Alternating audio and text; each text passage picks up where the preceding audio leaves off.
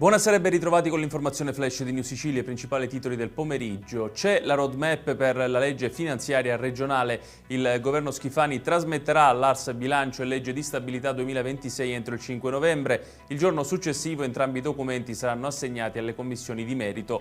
La manovra sarà incardinata in aula il 9 dicembre con termine per gli emendamenti fissato all'11. La discussione e la votazione cominceranno il 15 dicembre per concludersi il 21. I familiari di Marianna Bello, la 38enne travolta e uccisa dall'alluvione che si è abbattuta su Favara lo scorso 1 ottobre e il cui corpo è stato ritrovato dopo 19 giorni di ricerche, hanno presentato un esposto alla procura di Agrigento, chiesta l'apertura di un'inchiesta per omicidio colposo.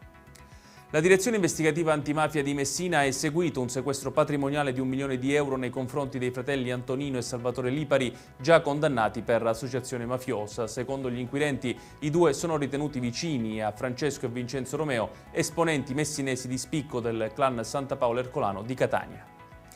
Atto vandalico nella piazza di Palermo intitolata a Don Pino Puglisi, il sacerdote ucciso dalla mafia. Uno dei murales dedicati alla sua memoria è stato imbrattato con scritte e segni non ben comprensibili. A denunciare l'accaduto è Maurizio Artale, presidente del Centro Padre Puglisi.